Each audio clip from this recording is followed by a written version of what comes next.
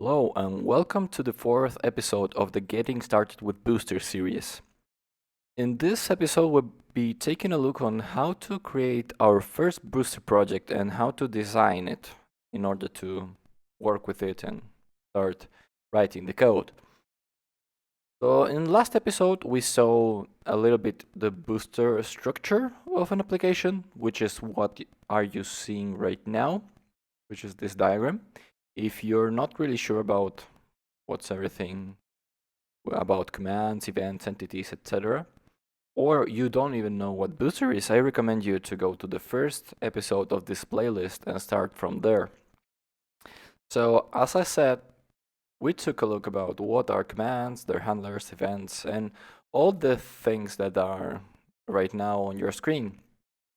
So, the first step that we will take right now is creating our Booster application. So for it, we're going to open up a terminal and we will type the following command. Remember, you have to have Booster installed. If you don't know, you can go back to the second episode. So for creating your first Booster project or even interacting with Booster Framework and allow it to create stuff for you and help you, you will be using the boost command. Again, to check if you have it installed, you can write boost version. And for generating stuff, you will be using the boost new command. This boost new has subcommands. If we take a look at this, it says that boost new generates resources. It can generate command, an entity, an event handlers, etc. So we'll be creating a new project. So we're gonna write boost new project, and we're gonna call it my bank account because we're gonna create a bank account application. So here, I'm gonna come up with a wizard that will ask you some kind of question. So what's your project description? So bank account app. What's the first version of this? I'm gonna use 0.0.1.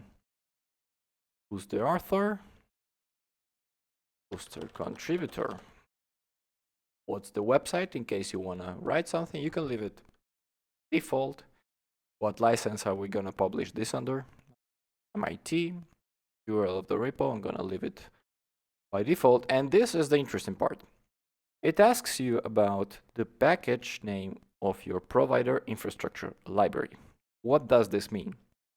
So, as I explained in the first video, Booster allows you to deploy your project really easily into the cloud. And here is where the provider packages come in. Right now, there's only this framework provider AWS package, which allows you to deploy your project to, guess you guessed it, AWS. So if you are from the future and you see more options over here, it means that you can also deploy your Booster project to other ones. I'm not in the future right now, so I cannot know, but I can guess that somewhere soon will be a local provider package, which means that you can deploy your application locally on your computer without having to set up any kind of cloud account on AWS, Azure, or Google Cloud Platform, or whatever cloud there is right now. And instead, you can, with the local provider package, you will be able to deploy application locally. If you happen to see local provider over here, just select it. But I'm gonna go with AWS. Again, this doesn't really matter. The rest of the code stays the same. You just have to select one and Booster will handle the rest. So I'm gonna go with AWS. After this, Booster will create the project root, generate some configuration files, and it's gonna start installing everything from you.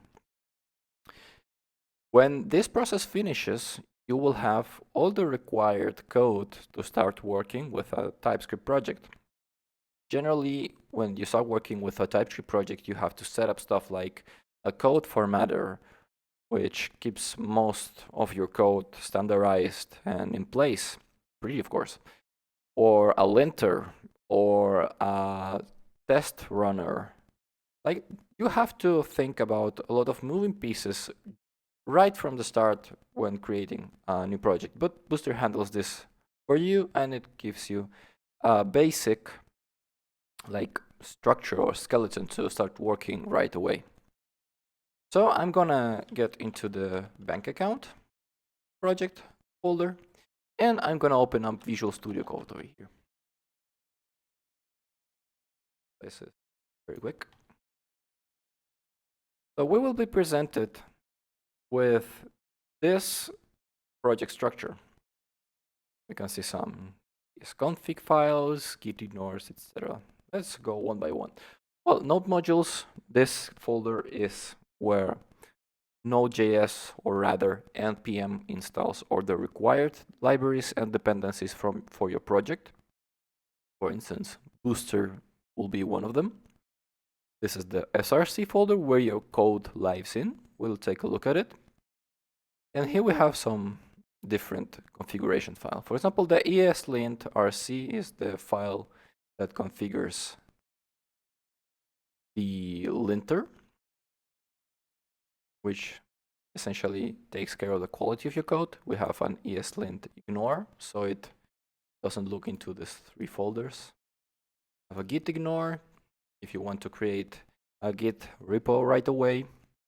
We have a prettier configuration, which is the styling, the package.json, which is the file in charge of configuring your project and dependencies, package log, which comes package.json, the tsconfig. Here we give you TypeScript configured, and you don't have to think most of it. You can tweak this to your likes, but right now it works most of the way. And these are some special configuration for TypeScript for ESLint. So let's take a look what we have in the src folder. So we have a commands folder, common, config, entities, events, and an index. Like commands, common, entities, events are empty folders. We have a config folder over here, and we have a config file. So this is the default configuration for your project. When you create your project from scratch, it gets generated, and this file allows you to configure environments. So what does environment mean over here? Usually when you're working with some kind of system or backend application, you might have different environments. You would have a production environment, which is the one that your end users will be using. For example, in the case of bank accounts, it will be the backend that you are interacting with when you're using an ATM. But then you could have others, like, for example, the testing environment, where you just, as a developer, you just want to try stuff over there, and you don't want to mess around with the bank accounts of your clients. But also you could have, I don't know, a staging account, which is after testing and right before production, so it emulates much better the production over there. But you can have as many environments you want. In fact, this production over here is just a string. You can change and write whatever you prefer over here, but we're gonna leave it as production. So here you configure your environment. We're gonna configure the production environment. Here we say that the application name is my bank account. This will be the identifier that your application will be deployed to the cloud provider, so you can look easily, for example, in AWS in the console. And here is the setting of the provider. You're gonna say config.provider equals provider. What does this mean? This means that we're setting the provider property of the configuration to this provider object. And where does this come from? So our IDE is telling us that this provider is coming from the framework provider AWS package. If we wanted, and we had more provider packages like the local one or whatever one that might be in the future, we could import them over here and just use them right away by just importing. We don't have to write any other configuration code. This is the only thing that we need. Then we have this index file that generally you will never touch because it's used for initialization. You can forget about it right away. And we can start with the design of our application. So I'm going to create over here a quick README file just to think about what kind of stuff do we have. So when working with this bank account application, we might think first, like, who are the users that of our application? Like, what type of users do we have? So right now I can think of a client, which is like a regular user that's using our bank account. And also I'm thinking about a clerk or a banker. So these are two users that can serve for this example. Also, like, what can these users do? So right now, like, what stuff can they do? Let's call this section commands. The stuff that they can do. Well, they can create a bank account.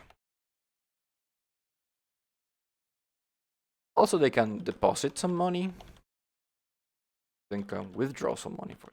Let's keep it simple.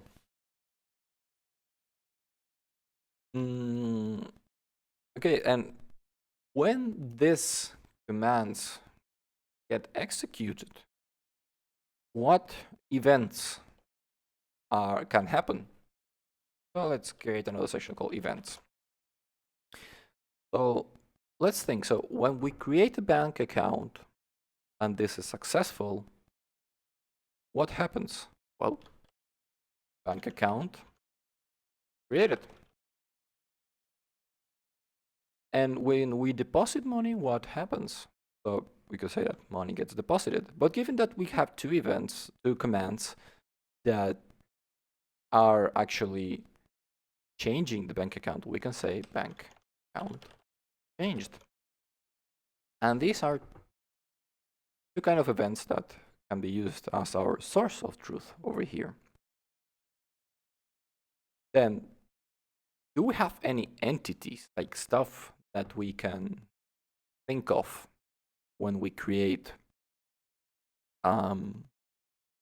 like our application, like stuff that there's inside, stuff that our end users, our clients, our bankers can think of?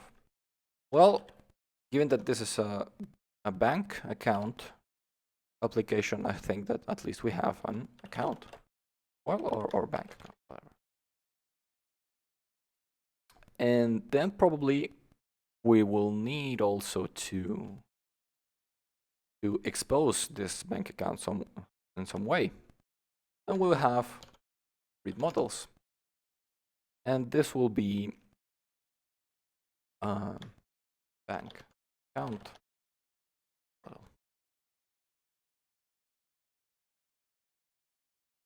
So taking a look at this, what do we have? Well, let's go back to the diagram for a minute. So we said that Booster is a system that allows your front end or your web app, mobile app, whatever, to interact with a GraphQL endpoint. So this is like the entry point to your system, and through this entry point you will be submitting some commands. In our case, these commands are create a bank account, deposit money, or withdraw money. So these commands are going to come here to our system, and they're going to be handled. So the handle method from the command is going to be executed. And then these command handlers will register event. What kind of events? So in the case of create bank account, the event that's going to be registered is bank account created. And in the case of deposit money or withdraw money, the events that are going to be created are bank account changed. But this will be stored over here in the events store. We haven't talked about event handlers. We can write one also as well. Let's write an event handler section over here. So we can have something that checks that the withdraw money was like making the balance negative. So we're gonna say negative balance fire, for example. So we're gonna have an event handler that will notify us in the case of a withdraw that has been performed and leaves the balance of the account in a negative state. And also this event handler might need to register an event. I'm gonna call it, well, user notified. So when a withdraw money appears over here and the event handler sees that after that the balance is 0, we're gonna notify the user. Okay, so now we're gonna come to the reducers part, which is also related to the entities. So what kind of entities do we have? Well, we have a bank account entity. And what kind of stuff does it reduce? So I'm gonna say reduces here, and it's gonna reduce at least the bank account created event, and also it's gonna reduce the bank account changed. And as fields for like what kind of stuff can be inside of a bank account. So I think that we can say fields, and it's gonna have just a balance, and this balance is gonna be a number like that represents the cents, for example, of the bank account. So we have like most of this part already covered, and now we have to take a look at the read models and projection part. So we have a read model over here, bank account read model, and it has to have a projection. So to say that, we say, okay, what does it project? So read models project entities in the same way as entities reduce events. So we're gonna say that it projects the bank account, and it's gonna just expose the balance as it is. So it is this part over here. So take a look at what we have done. We have created our booster project with the boost new :project command.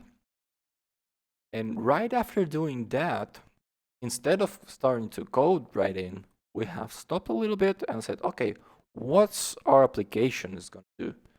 And we took a look and took a minute to see like what are the rules of our domain, as we say, like what stuff is gonna happen from the client perspective, and not more from the technical perspective, where we start thinking about like, okay, I'm gonna create a controller over here, a database, a queue. No, we just start thinking in stuff that happen in our application, which probably if you are creating an application from scratch, you might be brainstorming in your notebook or in a whiteboard or whatever, and you might have done this process. But Booster already gives you a tool to think in terms of your domain. So you can already, with this kind of framework, so let's call it, in the terms of these concepts, you can start thinking in users, commands, events, event handlers, entities, and read models. And you can split your idea into these 6 sections of Booster. And after this, we can jump right into the implementation side. But for that, you'll have to stay tuned for the next video. Thanks for watching. And if you have any question, just leave it below in the comment section.